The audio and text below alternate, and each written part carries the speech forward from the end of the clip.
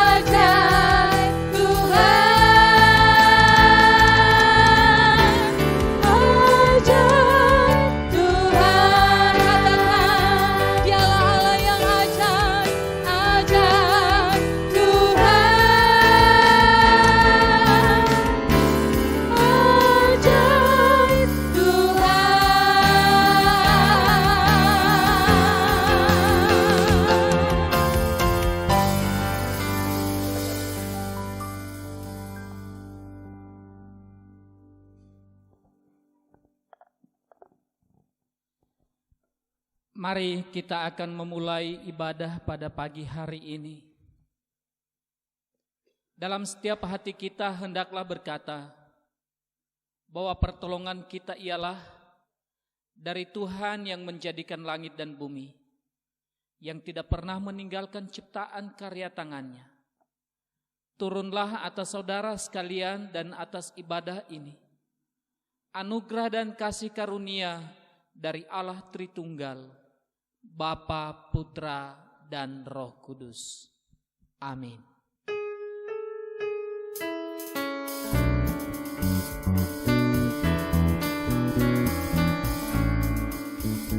Mulia bagi Bapa, bagi Anak, serta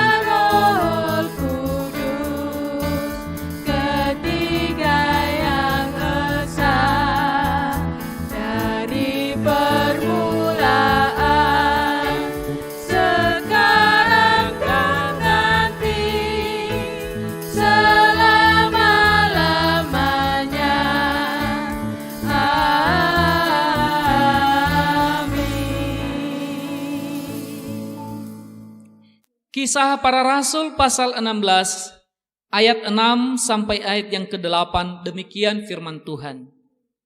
Mereka melintasi tanah Frigia dan tanah Galatia karena Roh Kudus mencegah mereka untuk memberitakan Injil di Asia.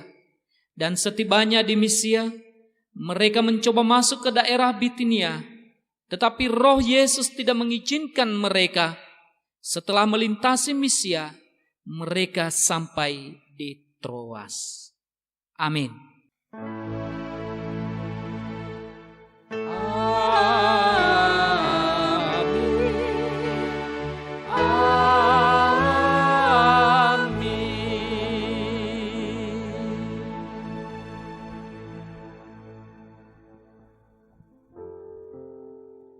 Puji Tuhan, hari ini kita bersyukur karena Injil sudah diberitakan. Injil Kristus sudah kita terima. Begitu juga untuk saya dan Bapak Ibu Saudara di rumah. Satu pertanyaan untuk kita semua, apakah kita sudah menjadi Injil yang terbuka itu dan suka untuk mengabarkan Injilnya? Mari kita pujikan, ku suka mengabarkan.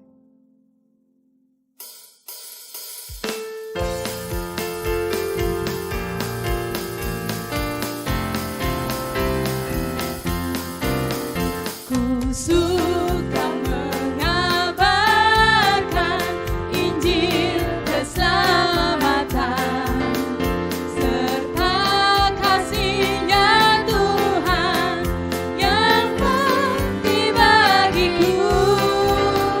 Ku suka mengabarkan Injil yang berkuasa, yang memberikan selamat pada manusia. Ku suka mengabarkan, memuliakan Injil-Nya serta cinta kasih-Nya yang selamatkan kita.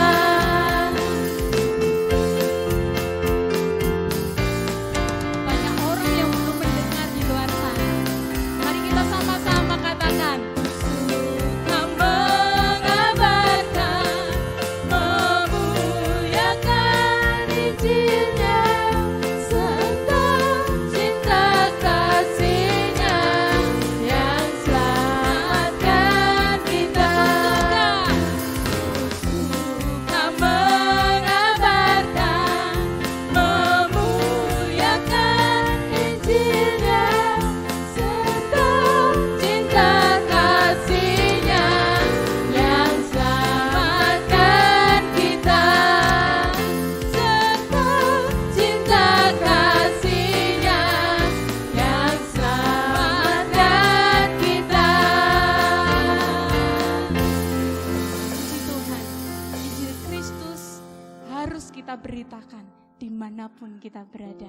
Mari kita sama-sama siapkan hati kita untuk terima firman-Nya. Injil keselamatan itu, kita mau katakan, Tuhan terima kasih, kami bersyukur untuk Injil yang sudah kami terima.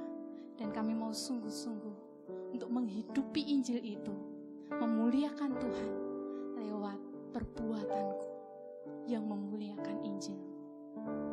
Mari kita pujikan Injil keselamatan.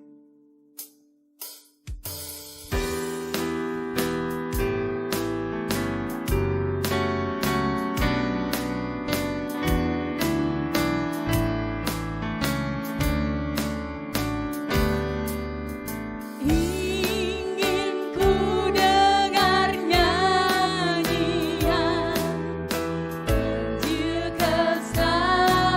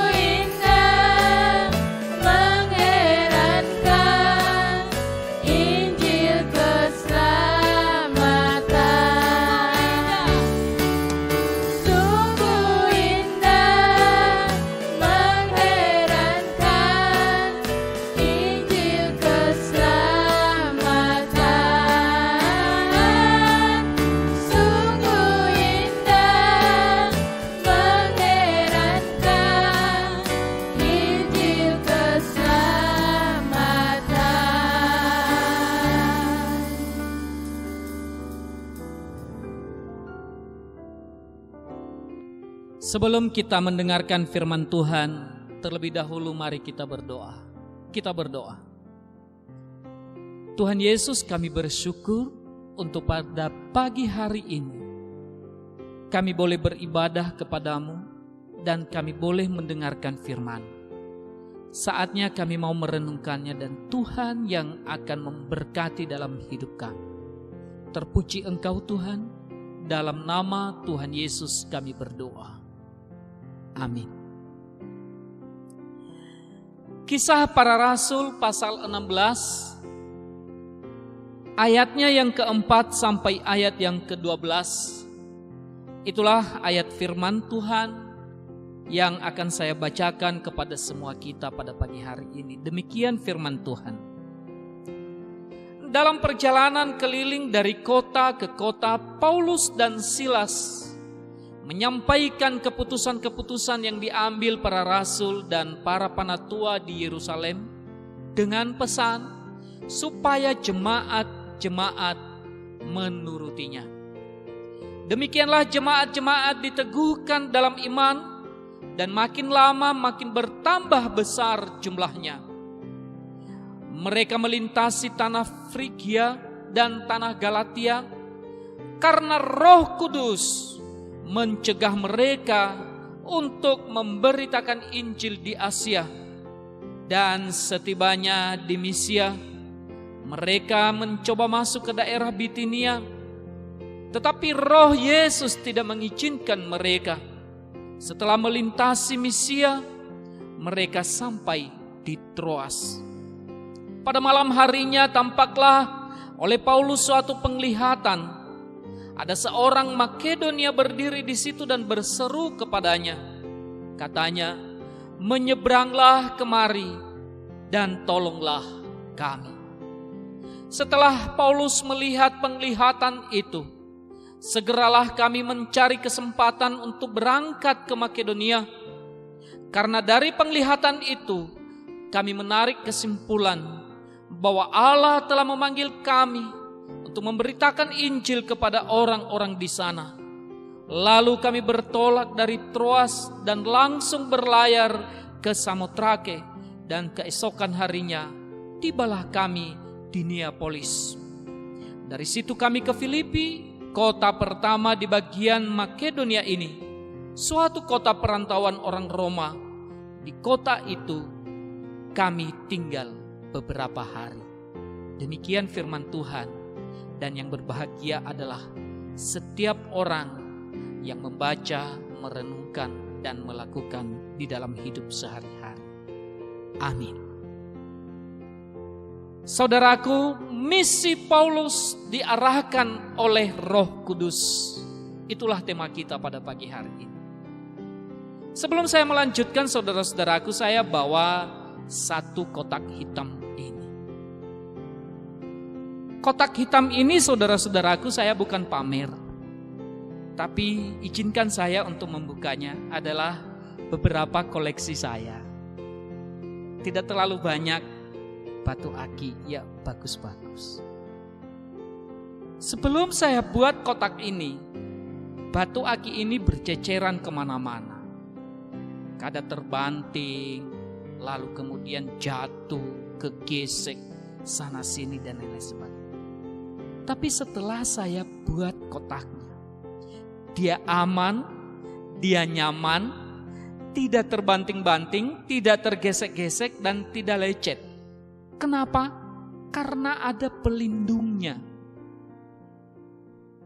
Sebelum batu aki ini jatuh, tergesek, atau ya mungkin nggak tahu kesana kemari dan lain-lain sebagainya, maka kotak ini terlebih dahulu yang ada di garda paling depan. Saudara-saudaraku dalam Kristus Yesus, demikian kehidupan orang percaya yang ada di dalam kuasa Roh Kudus. Ada di dalam kepenuhan kuasa Roh Kudus, yang artinya adalah ada dalam pimpinan Roh Kudus, ada di dalam arahan Roh Kudus, ada dalam lindungan Roh Kudus, sehingga orang percaya itu selalu dipimpin, diarahkan, dikendalikan, dijaga oleh kuasa Roh Kudus. Dan itulah yang memimpin Paulus bersama dengan Silas mengarahkan pelayanan misi Paulus. Siapa? Kuasa Roh Kudus. Bapak Ibu yang dikasihi di dalam Kristus Yesus, kita sudah baca tadi ayat yang telah kita renungkan bersama. Dan Bapak Ibu lihat bahwa di awal dikatakan Yerusalem itu menjadi pusat pekabaran Injil. Paulus diutus dan bersama dengan Silas itu dimulai dari Yerusalem. Perhatikan baik-baik. Paulus pergi dengan utusan-utusan lainnya oleh karena ada perintah, ada ajakan dari mana? Dari Yerusalem sebagai pusat jemaat pada saat itu. Dan mereka kemana? Dikatakan dalam bacaan kita, Roh Kudus memimpin mereka. Pertama-tama saudara-saudaraku, mereka ke arah Asia. Asia di sini bukan bangsa Asia yang kita kenal di bagian belahan bumi ini. Tapi Asia yang dimaksud saudara-saudaraku adalah daerah yang di bawah pemerintahan Romawi. Tapi saudara-saudaraku lihat bahwa ternyata disebutkan dalam firman Tuhan, Roh Yesus tidak mengizinkan mereka untuk masuk ke wilayah Asia. Walaupun di awal program rencana dari Paulus dan Silas adalah melayani di Asia. Beberapa kota disebutkan tadi dalam bacaan kita. Tetapi justru ada perubahan saudara-saudaraku. Ketika Roh Yesus disebutkan di dalam Alkitab, tidak mengizinkan mereka ke sana. Lalu pada malam harinya Paulus melihat penglihatan. Disebutkan di dalam ayat yang ke-9, pada malam harinya tampaklah oleh Paulus suatu penglihatan. Ada seorang Makedonia berdiri di situ dan berseru kepadanya, katanya, menyeberanglah kemari dan tolonglah kami. Saudara-saudaraku, Paulus dan Sila bergeser sedikit ke arah kanan. Kalau saya gambarkan dalam peta itu, Asia itu berada di sebelah kiri. Tetapi Paulus disebutkan bahwa dia harus pergi ke Makedonia dan Roh Yesus tidak mengizinkan dia ada di wilayah Asia. Itulah perjalanan misi Paulus. Saudara-saudaraku, saya tidak terlalu berlama-lama berbicara tentang daerah per daerah. Tapi saya melihat di sini paling tidak ada 2 tujuan Paulus dan Silas di dalam pelayanan misi mereka pada saat itu. Yang pertama adalah di Asia, namun tidak diizinkan oleh Roh Yesus.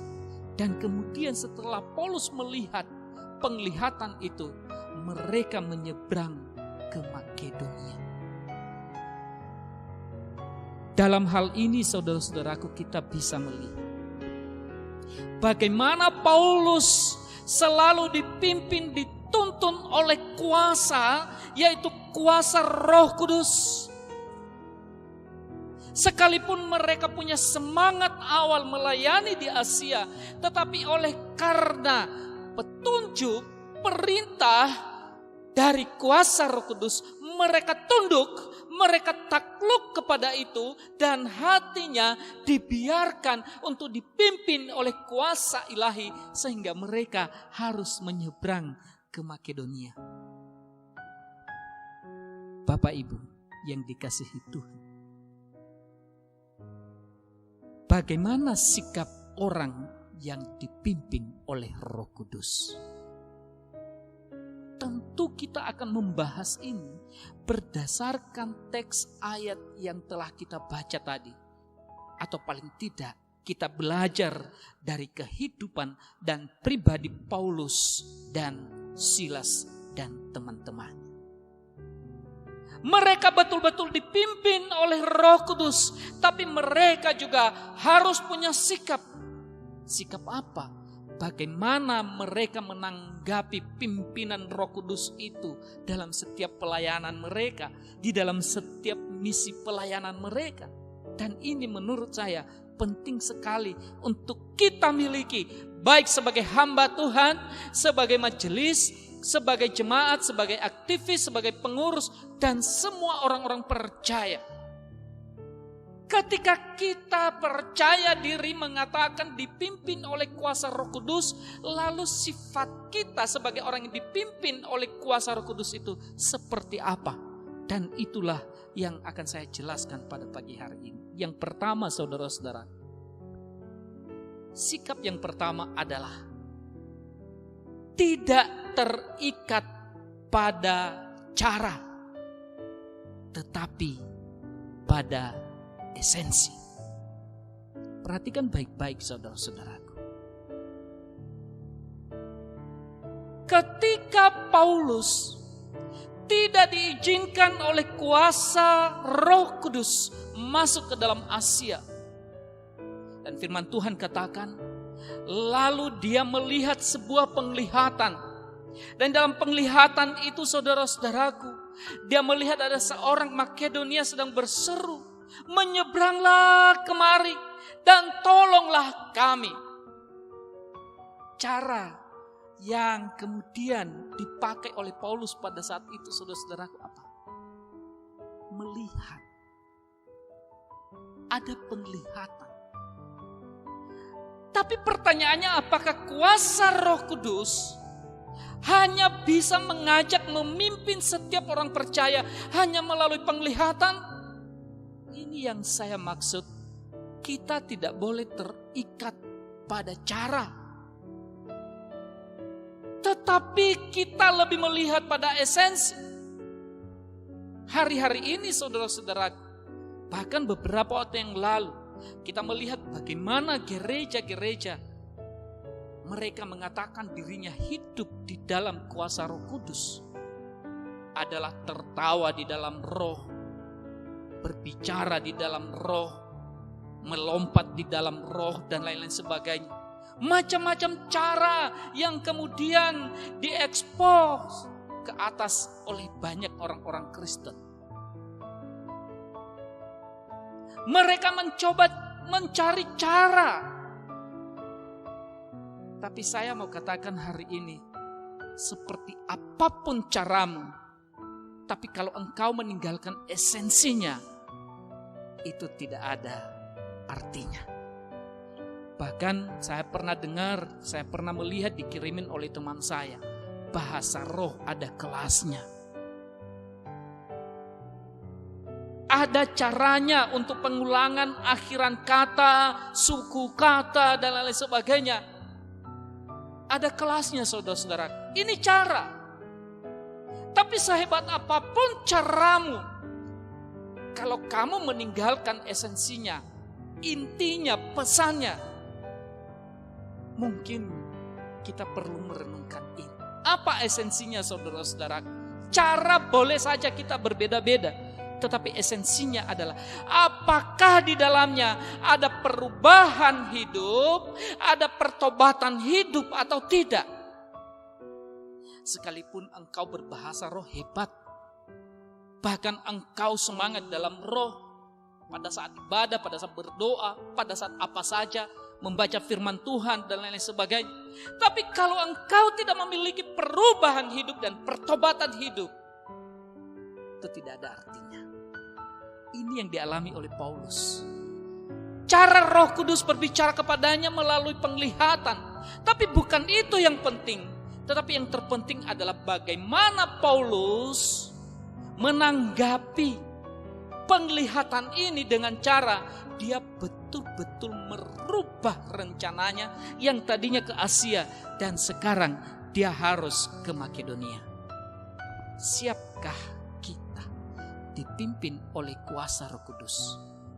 Tetapi juga kita siap untuk berubah dari hari ke hari dan bertobat seperti yang Tuhan Yesus inginkan.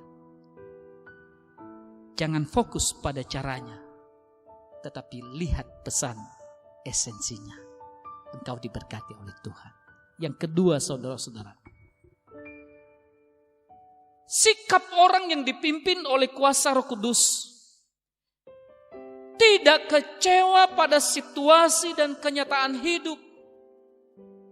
Ini dia, saudara-saudara, penting ini. Paulus dan Silas, saya rasa mereka orang yang tidak kecewa pada situasi dan kenyataan hidup. Rencana awal jelas ke Asia, aman. Tapi di tengah jalan, Roh Yesus disebutkan dalam firman Tuhan tidak mengizinkan mereka.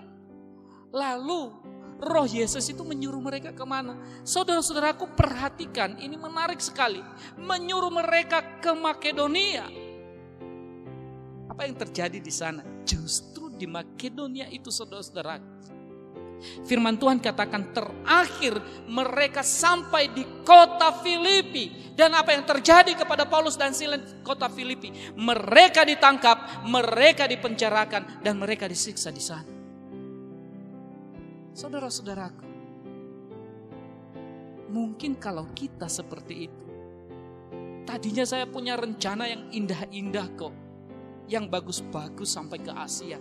Seandainya saya tidak akan pernah mengikuti ke Makedonia ini, mungkin saya tidak akan dipenjara, saya tidak akan mengalami masalah besar, masalah berat dan lain sebagainya. Tapi Paulus dan Silas tidak pernah menyesal dan kecewa pada situasi dan keadaan hidup mereka serta kenyataan yang mereka alami, saudara-saudaraku. Kenapa Bapak Ibu? Karena mereka tahu di dalam keseluruhan ini adalah ada kuasa Roh Kudus yang sedang memimpin mereka. Sekalipun mereka tidak jadi melayani di Asia, tetapi harus di Makedonia oleh ajakan Roh Kudus, oleh petunjuk Roh Yesus. Tapi di sana justru mereka akan dipenjara di kota Filipi bersama dengan Silas. Tapi mereka tidak pernah menyesal, mereka tidak pernah kecewa. Orang yang hidup di dalam pimpinan Roh Kudus adalah orang-orang yang tegar pada saat situasi dan kondisi yang tidak mengenakan. Orang-orang yang selalu terhibur walaupun mungkin mereka menghadapi duka. Orang-orang yang tetap kuat sekalipun mereka mungkin sedang dalam kelemahan tubuh dan sakit. Bapak Ibu yang dikasihi Tuhan, apapun kondisi keadaan hidup kita, kita harus tetap semangat, jangan putus asa, jangan kecewa, jangan menyesal. Karena Tuhan sedang membawamu ke suatu tempat yang indah. Yang ketiga, saudara-saudara, sikap orang yang dipimpin oleh kuasa Roh Kudus adalah tidak menunda-nunda. Tidak menunda-nunda, saudara-saudara. Perhatikan Paulus dan Silas. Begitu Paulus mendengar, melihat penglihatan itu, diberikan penglihatan itu oleh Tuhan kepada Paulus. Apa yang Paulus lakukan? Dia tidak menunda, tapi dia langsung besok harinya berangkat ke Makedonia. Sekalipun Makedonia itu jauh dari perjalanan mereka dibanding dengan Asia, di mana pada saat itu mereka sudah sampai di sekitar Asia. Tetapi karena petunjuk kuasa Roh Kudus, mereka tidak menunda perintah ini, pekerjaan pelayanan ini. Mereka langsung melakukannya. Bapak Ibu yang dikasihi Tuhan, menunda adalah seringkali menjadi bagian dalam hidup kita. Kita terlena dengan situasi, kita terlena dengan keadaan, atau mungkin karena hati kita selalu kita keraskan. Hari ini firman Tuhan memperkatakan kepada kita agar setiap pelayanan-pelayanan yang kita yakini dipimpin oleh kuasa Tuhan.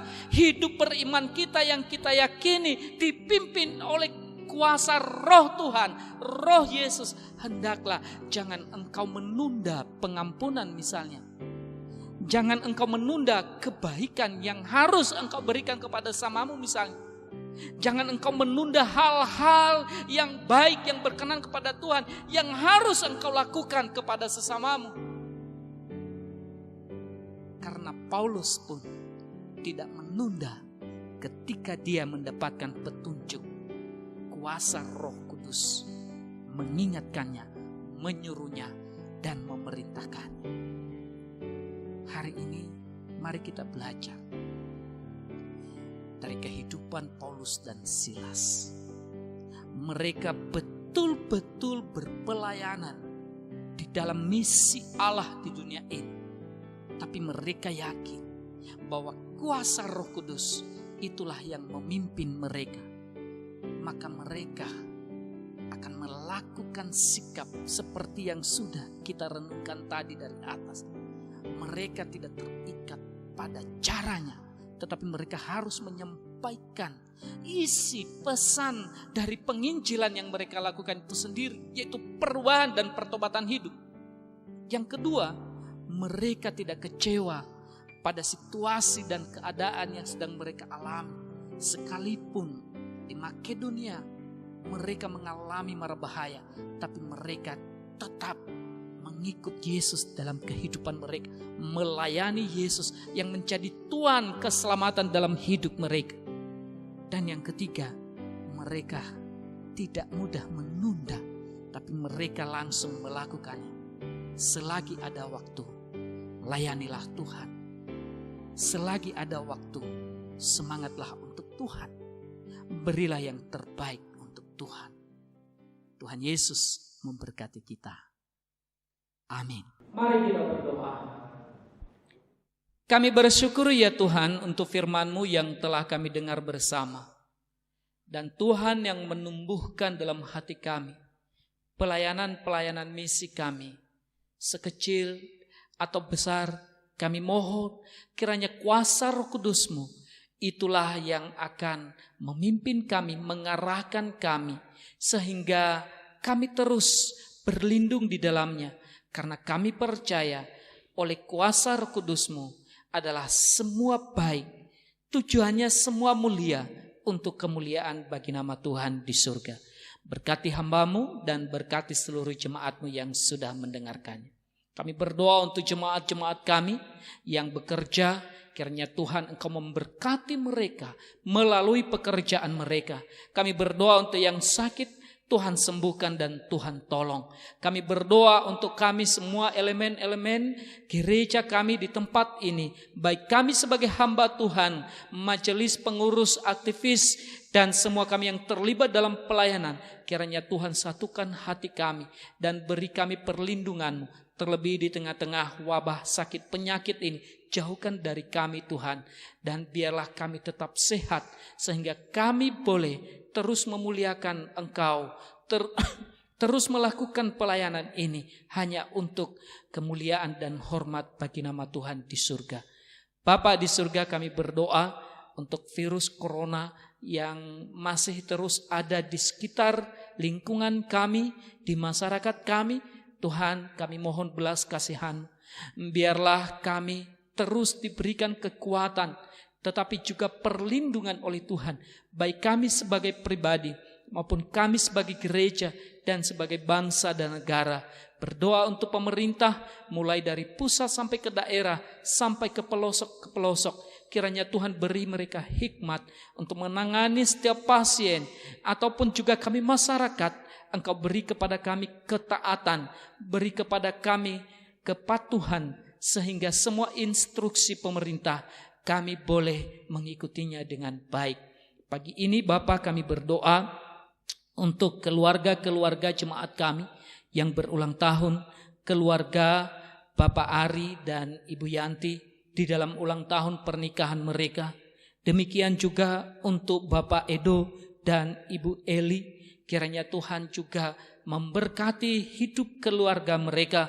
Dan kami berdoa untuk saudara kami yang berulang tahun, untuk Ibu Meiliani, dan kami berdoa untuk Bapak Ari Wijanarko, dan demikian juga kami serahkan dalam tangan-Mu untuk Bapak Jupri atau Bapak Ramlan yang ada di Karangroto. Kiranya Tuhan beri mereka kesehatan, iman mereka tetap diteguhkan dan dikuatkan. Terima kasih ya Tuhan, semua kami yang terlibat dalam pelayanan pada pagi hari ini, kiranya Tuhan berkati kami. Mulai dari depan ini sampai yang ada di belakang layar sekalipun, Tuhan memberkati mereka, memberkati hidup mereka, memberkati pekerjaan mereka, anak-anak dan keturunan mereka, dan demikian juga hidup berumah tangga mereka. Semakin hari semakin memuliakan Tuhan. Kami akan akhiri dan kami mohon berkat Tuhan melimpah atas kami. Arahkan hatimu, terimalah berkat yang dari Tuhan.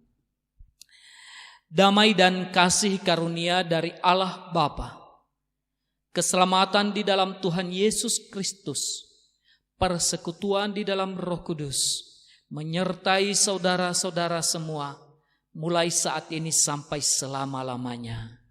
Amin.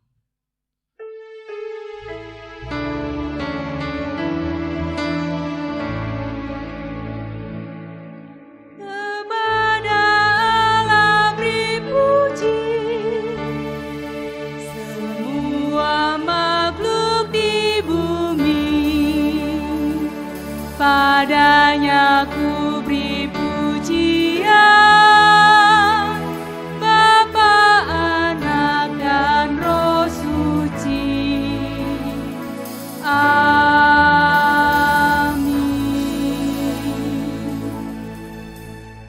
Tuhan Yesus memberkati. Salam sehat. Amin.